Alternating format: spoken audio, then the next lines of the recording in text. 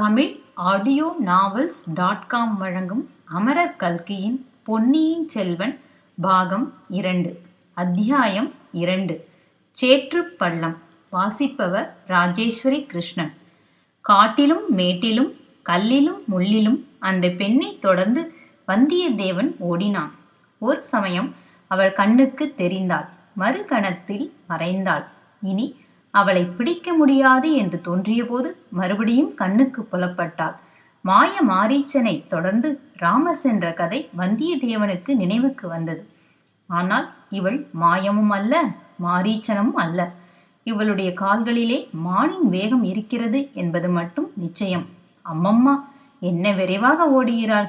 எதற்காக இவளை தொடர்ந்து ஓடுகிறோம்? இது என்ன பைத்தியக்காரத்தனம் என்று எண்ணினான். உடனே அதற்கு ஒரு காரணமும் கற்பித்துக் கொண்டான். கோடிக்கரை நெருங்க நெருங்க சேந்தன் அமுதன் வர்ணித்த மங்கையின் நினைவு அவனுக்கு அடிக்கடி வந்து கொண்டிருந்தது. இவள் அந்த பூங்குழலியாகத்தான் இருக்க வேண்டும். இவளுடன் சிநேகம் செய்து கொண்டால் வந்த காரியம் நிறைவேறுவதற்கு அனுகூலமாயிருக்கும். அத்துடன் கலங்கரை விளக்கத்துக்கு போக வழி கேட்டும் தெரிந்தும் கொள்ளலாம். தொலை தூரத்தில் வரும்போதே அவர்களுக்கு கலங்கரை விளக்கின் உச்சி தெரிந்தது. ஆனால் அதை நெருங்குவது எளிதாயில்லை. காட்டுக்குள் புகுந்ததும் கலங்கரை விளக்கு தெரியவே இல்லை. காட்டுக்குள்ளே சுற்றி சுற்றி வருவதாக ஏற்பட்டதே தவிர வழி அகப்படவில்லை. இந்த சமயத்திலேதான் குழகர் கோயிலின் மதில் சுவரின் மேல் பூங்குழலியை வந்தியத்தேவன் கண்டான். அவளை பிடித்து வழி கேட்கலாம் என்று பார்த்தால் அவள் இப்படி மாயமானை போல் பிடிபடாமல் ஓடுகிறாளே, இவளை இப்படியே விட்டுவிட்டு திரும்ப வேண்டியதான். ஆனால் ஓட்டப்பந்தயத்தில் கூட ஒரு பெண்ணுக்கு தோற்பது என்றால் அதுவும் மனதுக்கு உகந்ததா இல்லை. அதோ திறந்த வழி வந்துவிட்டது. சற்று தூரத்தில் நீலக்கடல் தெரிகிறது. விரிந்து பறந்து அமைதி கொண்ட அந்த கடலின் தோற்றம் என்ன அழகாய் இருக்கிறது! அதோ கலங்கரை விளக்கமும் தெரிகிறது. அதன் உச்சியில் இப்போது ஜோதி கொழுந்துவிட்டு எரிகிறது. அதன் செந்நிற கதிர்கள் நாலா பக்கமும் பரவி விழுந்து விசித்திர ஜால வித்தைகள் புரிகின்றன. இந்த இடத்தில் இந்த பெண்ணை பின்தொடர்வதை விட்டுவிட்டு கலங்கரை விளக்கை நோக்கி போகலாமா? கூடாது, கூடாது. இந்த திறந்த வெளியில் இவளை பிடிப்பது சுலபம். இங்கே அவ்வளவு மணலாக கூட இல்லை. கால் மணலில் புதை இல்லை. பூமியில் புல் முளைத்து கெட்டிப்பட்டிருக்கிறது. சில இடங்களில் சேறு காய்ந்து பொறுக்கு படர்ந்திருக்கிறது. இங்கேயெல்லாம் தடங்களின்றி ஓடலாம். அந்த பெண்ணை லகுவாய் பிடித்து விடலாம். மேலும் அவள் கடலை நோக்கியல்லவா ஓடுகிறாள். எவ்வளவு ஓடினாலும் முடிவில் கடலோரத்தில் சென்று அவள் நின்றுதானே ஆக வேண்டும். ஒருவேளை இந்த விந்தையான பெண் கடலிலேயே முழுகி மறைந்து விடுவாளோ? அடடா, குதிரையிலே ஏறி வராமற் போனோமே! அப்படி வந்திருந்தால் இந்த திறந்த வெளியில் ஒரு நொடியில் இவளை பிடித்து விடலாமே. அதோ அவள் சற்று தயங்கி நிற்கிறாள். நேரே கடலை நோக்கி ஓடாமல் வலது பக்கமாக திரும்பி ஓடுகிறாள். தன்னிடம் பிடிபடாமல் இருப்பதற்காக வலது புறத்தில் சற்று தூரத்தில் தென்பட்ட காட்டை நோக்கி ஓடுகிறாள். காட்டுக்குள் அவள் புகுந்து விட்டால் நிச்சயமாக பிடிக்க முடியாதுதான். இத்தனை நேரம் ஓடியதும் வந்தியத்தேவனுடைய கால்களும் அச்சமயம் கெஞ்ச ஆரம்பித்து விட்டது. மீண்டும் அவளுடைய மனதை மாற்றிக்கொண்டு விட்டால் போலும். காட்டுக்குள் போகும் எண்ணத்தை விட்டு விட்டால் போலும். பம்பரத்தை போல் ஒரு சுற்று சுற்றி திரும்பி ஓடி வருகிறாள். கலங்கரை விளக்கின் அடிக்கி போக நினைத்தால் போலும். ஒரு 4 பாய்ச்சல் பாய்ந்தால் அவளை பிடித்து விடலாம். கைப்பிடியாக அவளை பிடித்து, பெண்ணே, ஏன் இப்படி என்னை கண்டு மிரண்டு ஓடுகிறாய்? உனக்கு உன் காதலனிடமிருந்து செய்து கொண்டு வந்திருக்கிறேன் என்று சொன்னால் எத்தனை அதிசயம் அடைவாள்! சேந்தன் அமுதன் அவனிடம் ஒன்றும் சொல்லி அனுப்பவில்லை என்பதும் உண்மைதான். அதனால் என்ன, ஏதாவது சொந்தமாக கற்பனை செய்து சொன்னால் போகிறது. வந்தியத்தேவன் மனதிற்குள் தீர்மானித்தபடி தன் தேகத்தில் மிச்சம் இருந்த வலிமையெல்லாம் உபயோகித்து பாய்ந்து ஓடினான். திரும்பி ஓடி வந்து கொண்டிருந்த அவளை 4 பாய்ச்சலில் பிடித்து விடலாம் என்பதுதான் அவனுடைய உத்தேசம். திடீரென்று ஐயோ என்றான். தனக்கு என்ன நேர்ந்து விட்டது என்பதில் முதலில் அவனுக்கே தெரியவில்லை. பிறகு புலப்படத் தொடங்கியது. அவனுடைய கால்கள் இரண்டும் சேற்றில் புதைந்து கொண்டிருந்தன.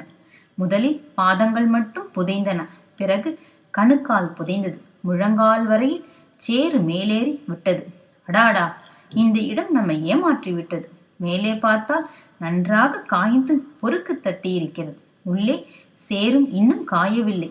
என்றுமே முழுமையும் காய முடியாத புதைச்சேற்று குழிகளை பற்றி வந்தியத்தேவன் கேள்விப்பட்டதுண்டு. ஆடு மாடுகள், குதிரைகள், யானைகள் கூட அப்பள்ளங்களில் அகப்பட்டு கொண்டால் சிறிது சிறிதாக உள்ளே அமுங்கிக் கொண்டே போய் கடைசியில் முழுவதுமே முழுகி மறைந்து விடுமாம். அத்தகைய புதைக்குழிதானோ இது? அப்படிதான் தோன்றுகிறது. முழங்கால் மறைந்து விட்டதே, மேலும் உள்ளே இறங்கிக் கொண்டே இருப்போமா?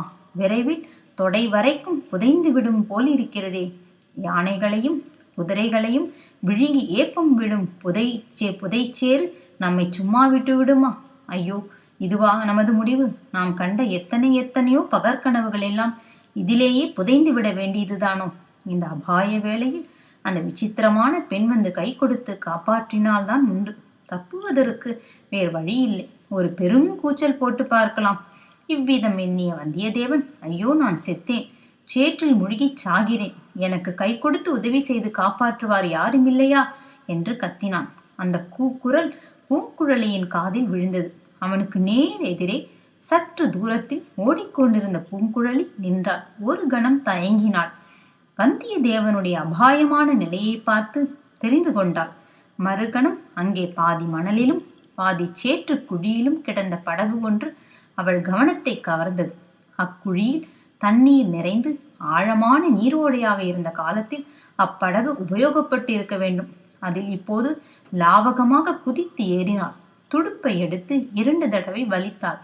அடாடா, இது என்ன அதிசயம்! அந்த படகு நீரில் அன்னப்பறவை செல்வது போல் அல்லவா சேற்றின் மேலே விரைவாக மிதந்து செல்கிறது. மிதந்து சென்று புதைச்சேற்று குழியின் அக்கரையையும் அடைந்து விட்டது. பூங்குழலி கெட்டித்தரையில் குதித்தாள். கரையில் கால்களை நன்றாக ஊன்றிக்கொண்டு வந்தியத்தேவனுடைய கைகளை பற்றி கரையில் இழுத்து விட்டாள். அம்மம்மா, அந்த மெல்லியலாளின் கைகளிலே தான் எவ்வளவு வலிமை! தஞ்சைபுரி கோட்டை தளபதி சின்ன பழுவேட்டரையாருடைய இரும்பு கைகளை விட இவளுடைய கரங்கள் அதிக உறுதியாயிருக்கின்றனவே. கரை ஏறியதும் வந்தியத்தேவன் கலகலவென்று சிரித்தான். அவனுடைய கால்கள் மட்டும் கொஞ்சம் நடுங்கிக் கொண்டிருந்தன. என்னை காப்பாற்றி கரை சேர்த்து விட்டதாக உனக்கு எண்ணம் போலிருக்கிறது. நீ வந்திராவிட்டால் நான் கரையேறி இருக்க மாட்டேன் என்று நினைத்தாயோ என்றான். பின் எதற்காக அப்படி ஐயோ ஐயோ என்று கத்தினாய் என்று பூங்குழலி கேட்டாள். உன்னை ஓடாமல் தடுத்து நிறுத்துவதற்காகத்தான். அப்படியானால் மறுபடியும் உன்னை குழியிலேயே தள்ளிவிடுகிறேன். உன் சாமர்த்தியத்தினால் நீயே கரையேறிக்கொள் என்று பூங்குழலி சொல்லி தள்ள எத்தனித்தாள்.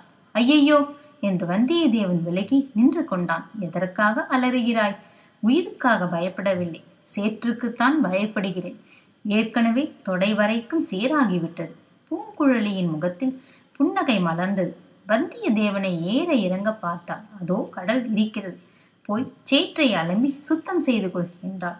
நீ கொஞ்சம் முன்னால் சென்று வழிகாட்ட வேண்டும் என்றான் வந்தியத்தேவன். இருவரும் கடற்கரையை நோக்கி நடந்தார்கள். சேற்று பள்ளத்தை சுற்றி கொண்டு சென்றார்கள். என்னை கண்டதும் எதற்காக அப்படி விழுந்தடித்து ஓடினாய்? என்னை பயங்கர பேய் பிசாசு என்று எண்ணிவிட்டாயோ என்று வல்லரையவன் கேட்டான். இல்லை, பேய் பிசாசு என்று எண்ணவில்லை, ஆந்தை என்று எண்ணினேன். உன் மூஞ்சி ஆந்தை மூஞ்சி மாதிரியே இருக்கிறது என்று கூறிவிட்டு சிரித்தாள். வந்தியத்தேவனுக்கு தன் தோற்றத்தை குறித்து கர்வம் அதிகம். ஆகையால் அவனை ஆந்தை மூஞ்சி என்று சொன்னது அவனுக்கு மிக்க கோபத்தை உண்டாக்கிற்று. உன்னுடைய குரங்கு முகத்துக்கு என்னுடைய ஆந்தை முகம் குறைந்து போய்விட்டதாக்கும் என்று முணுமுணுத்தான். என்ன சொன்னாய்? ஒன்றுமில்லை, என்னை கண்டு எதற்காக அப்படி ஓடினாய் என்று கேட்டேன்.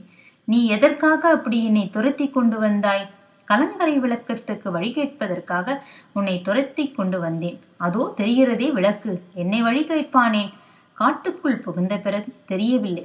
அதனாலே தான் நீ எதற்காக என்னை கண்டதும் அப்படி ஓட்டம் எடுத்தாய்.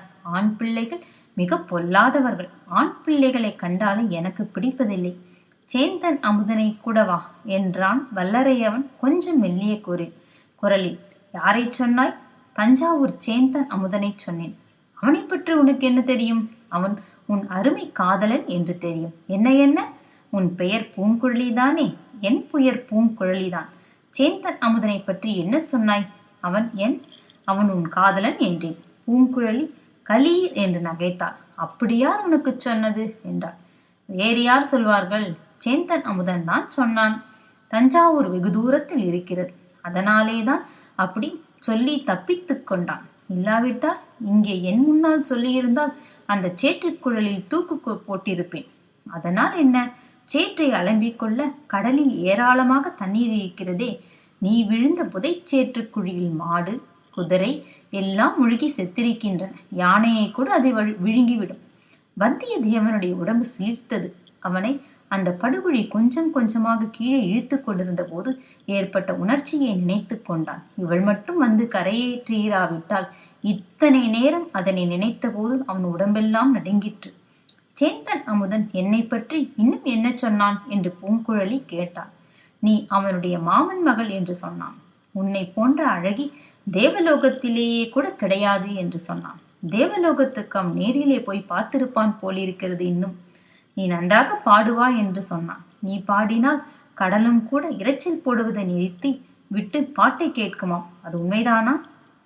நீயே அதை தெரிந்து கொள். இதோ கடலும் வந்துவிட்டது. இருவரும் கடற்கரை ஓரமாக வந்து நின்றார்கள். நன்றி நேயர்களே. மீண்டும் அடுத்த அத்தியாயத்தில் சந்திக்கலாம்.